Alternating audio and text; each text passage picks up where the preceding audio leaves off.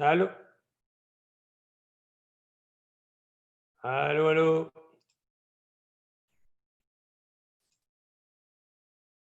C'est bon, ça marche. Bravo. Ça marche? Oui, Allô? ça y est, on est en direct sur Facebook. Allô, allô? Persévérant. Bonjour Alain. Bonjour, bonjour. Comment ça va? C'est bon, ça marche. Bravo. Moi, ça va après avoir essayé des tas de trucs là. Donc, moi, c'est bon. Ok, Je ne formidable. connaissais pas cet outil, pas du tout. Ah, Zoom, c'est bien. Hein, si, faudra que je fasse une petite vidéo de présentation sur le groupe parce que c'est plutôt pas mal hein, pour faire Ouais. des petites vidéoconférences. C'est vraiment sympa. C'est vraiment sympa. Je vais vérifier si ça fonctionne bien sur Facebook. C'est bon, ça marche. On va pouvoir démarrer tranquillement. Bonjour Alain Duvivier. Il est 16h05, on n'a que 5 minutes de retard. Formidable. Formidable. Voilà, vous voici, voilà. Alain, comment allez-vous? Ma foi, ça va très bien. Par contre, oui. Donc, bon, en fait, le fait de se voir ou pas, ça n'a pas d'importance. Donc, bonjour tout le monde. On continue nos interviews. On va interviewer Alain Duvivier qui est dans le métier de la traduction. C'est pas commun, donc il a plein de choses intéressantes à nous dire. Et donc, toujours pareil, hein, si vous avez des questions au fur et à mesure, vous pouvez. Je les regarderai et puis je les poserai à Alain, il n'y a pas de souci. Donc, on va laisser Alain se présenter et présenter sa société. C'est à vous. Donc, je suis le président de la SASDS Paris Conseil et Traduction. En fait, après une carrière bancaire, j'ai saisi l'opportunité qui s'offrait à moi de créer un bureau de traduction français avec une amie traductrice en Allemagne depuis de nombreuses années pour répondre à la demande de traduction en France. En fait, j'avais toujours rêvé de créer ma propre société après avoir travaillé longtemps pour un grand groupe bancaire. OK. Comme ça, Et on attend justement, parfois pardon, des rêves. que fait votre société, justement? Alors, qu'est-ce qu'elle fait? Nous avons créé DS Paris Conseil et Traduction à l'image de la société qui est dirigée par mon associé en Allemagne. On n'a pas essayé de refaire quelque chose de nouveau, ça marchait très bien en Allemagne.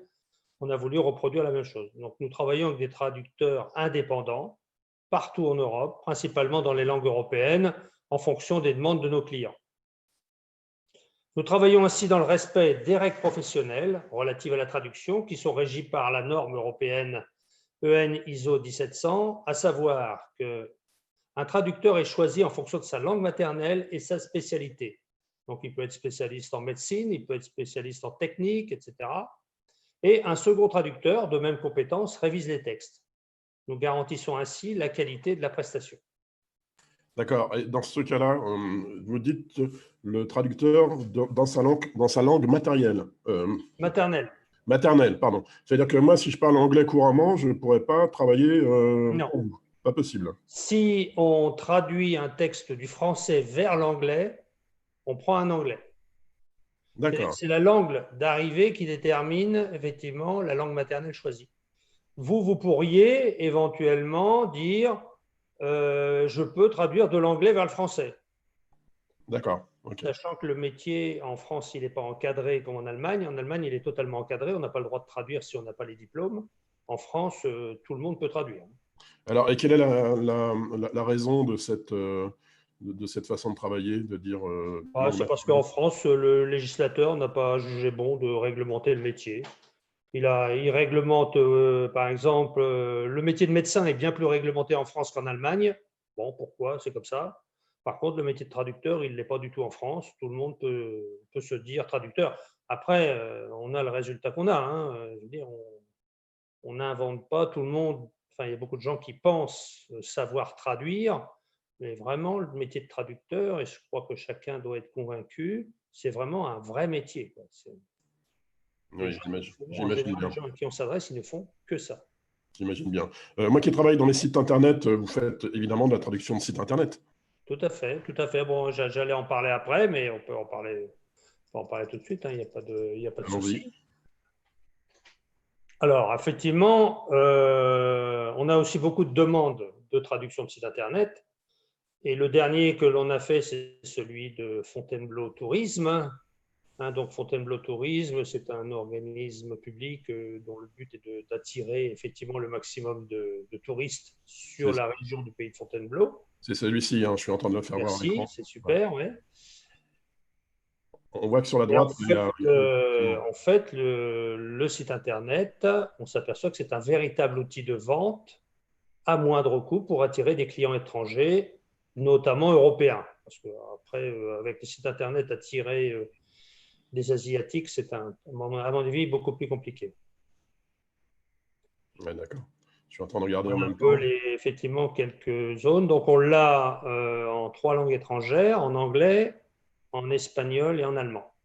Et là, il y a une quatrième langue, c'est quoi Alors, ils étaient en train d'implémenter une autre langue. Ouais, d'accord. Alors, c'est vrai que le site, il avait été conçu pour faire au départ du B2C. Et puis, bon, alors c'est pour ça qu'on mettait effectivement l'anglais, l'allemand et l'espagnol. Bon, là, ils ont voulu aussi implémenter le russe pour faire plaisir un peu aux prestataires de voyage, en fait. Parce que les Russes n'organisent pas par eux-mêmes leur voyage.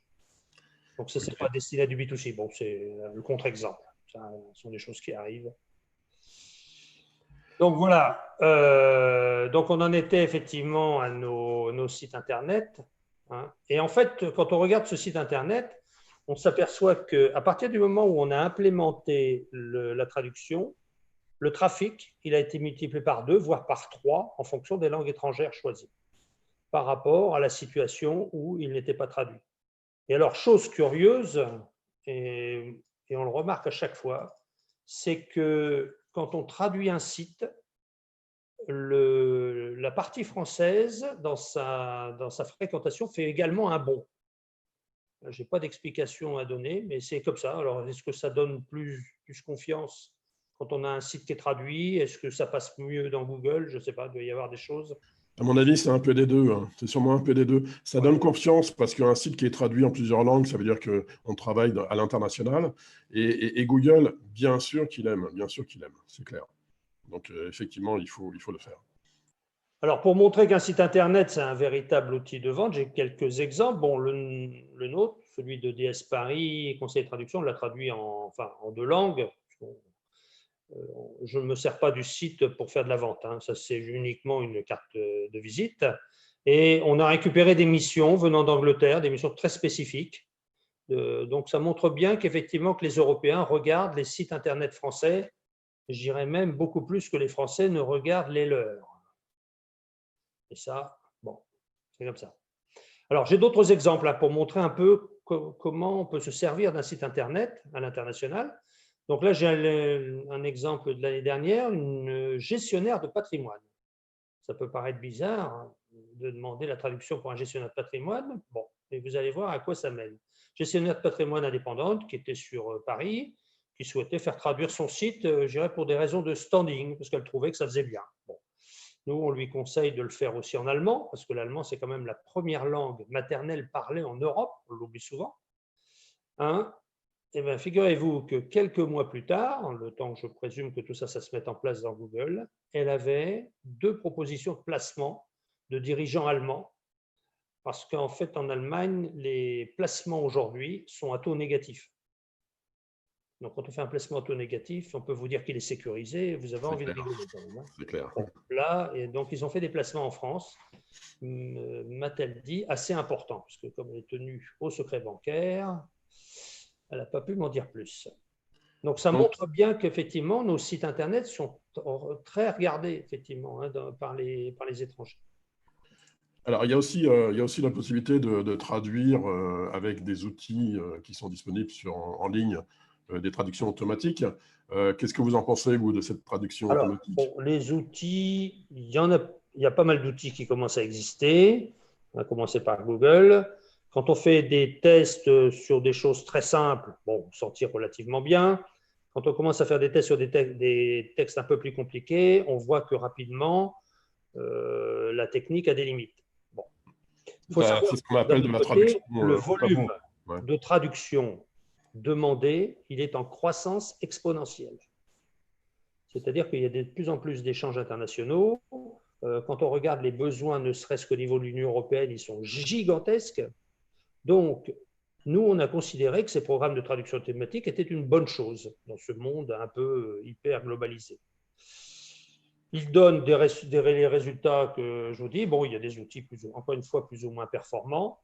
Mais de toute façon, quand on est face à des textes qui doivent faire l'objet de diffusion, qui doivent faire l'objet d'un sérieux très rapproché, de toute façon, derrière, on fait intervenir un humain, on fait intervenir un traducteur qui va relire de manière précise, effectivement, toute la traduction effectuée par le logiciel. Il arrive d'ailleurs qu'on doive tout refaire, tellement la traduction est mauvaise. D'accord, d'accord. Voilà. Donc c'est pas conseillé, c'est pas conseillé quand on veut une vraie traduction, quoi. Voilà. D'accord. Sinon, autre question, comment vous y prenez pour capter les clients? Alors, moi, je pense que bon, capter le client en matière de traduction, c'est vrai que ce n'est pas une chose aussi simple qu'il pourrait y paraître.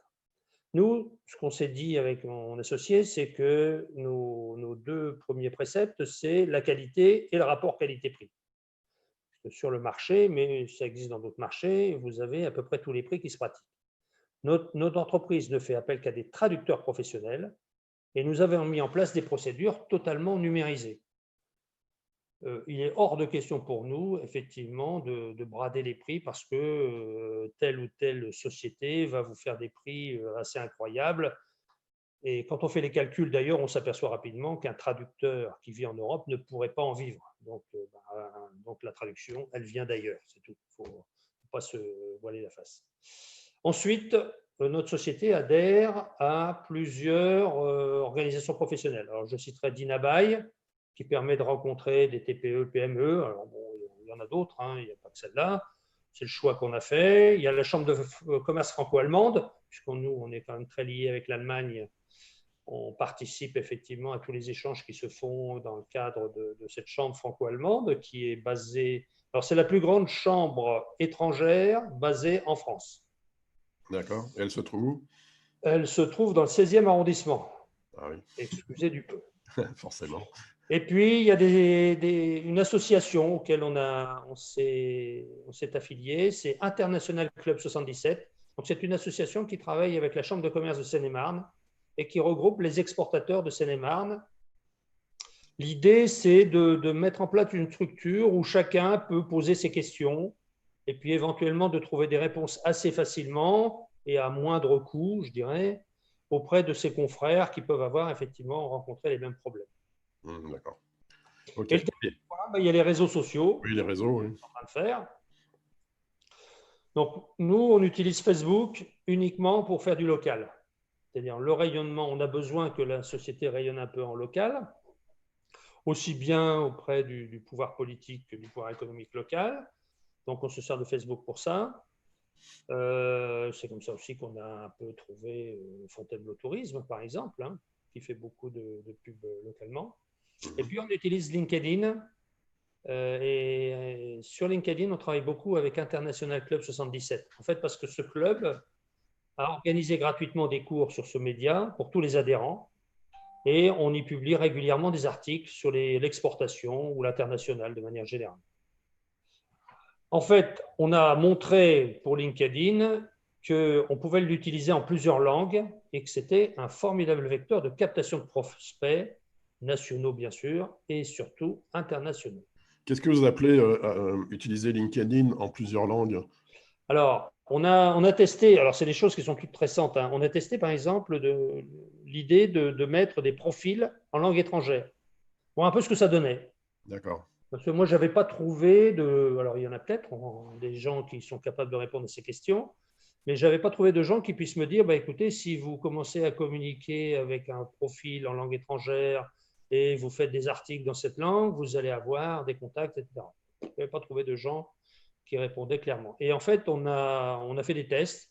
On a fait, par exemple, je vais prendre un exemple, on a fait un profil en portugais pour pouvoir, en fait, l'idée, c'était de voir un peu comment le Brésil réagissait. Bon. Mais il s'est avéré qu'en traduisant le profil, et vous pouvez y aller voir sur LinkedIn, en traduisant notre profil en portugais, on a eu plusieurs dizaines de contacts spontanés brésiliens, de gens intéressés pour dialoguer. Alors après, ils parlent français, ils ne parlent pas français, ils parlent surtout anglais. Ouais. Donc après, pour pouvoir échanger, il faut maîtriser quand même la langue anglaise. Mais ce que l'on voit, c'est qu'il y a là une possibilité qui n'est pas beaucoup utilisée, je pense, dans LinkedIn, pour pouvoir aller attaquer des prospects dans des pays étrangers et qui seraient intéressés par telle ou telle prestation en France. En fait. Ok, bah c'est bien intéressant tout ça. Voilà, donc là, on est vraiment sur presque de la recherche-développement. Oui, oui, c'est vrai. Donc au final, je dirais que la digitalisation, l'économie numérique, on l'appelle comme on veut, elle se marque dans notre domaine par deux phénomènes. On a abandonné totalement le papier pour toutes les relations avec les entreprises. Donc aujourd'hui, je pense qu'on a poussé jusqu'au bout ce qu'on pouvait faire. Et on utilise de manière de plus en plus importante des outils informatiques pour préparer les traductions. Parce que je pense que les logiciels vont s'améliorer d'année en année, mais même si on pense qu'ils ne remplaceront jamais effectivement l'humain qui, lui, sait prendre en charge notamment l'aspect culturel des traductions. Mais au final, ça ne supprime en rien les rencontres avec les autres professionnels, car la traduction, c'est avant tout de la communication. Ok, très bien. Écoutez, Alain, c'était très clair. Merci pour cette intervention. Je vais reprendre un petit peu la main. Donc, merci Alain pour cette intervention. La traduction, c'est quelque chose que c'est vrai qu'on n'utilise pas beaucoup. Le fait de dire qu'un site internet traduit aura plus de trafic qu'un site internet en une seule langue, ça c'est quand même intéressant. Il faudrait que je me plonge là-dessus. Il faudrait d'ailleurs qu'on essaye de travailler ensemble là-dessus parce que ça peut être effectivement une bonne chose. Donc, merci Alain Duvier. Je vous remercie Merci d'avoir également. participé. Et puis, je vous laisse le mot de la fin. Ce que j'espère, c'est qu'on trouvera effectivement, avec tous les gens qui nous écoutent et puis tous ceux qui font partie du groupe, des possibilités de travailler ensemble, parce que c'est quand même le principe et puis le but recherché. Et merci à tous ceux qui ont pu écouter et tous ceux qu'on s'est échangé sur le canal. Ok, merci Alain. À très bientôt. Bonne fin de journée. Au Merci, revoir. au revoir.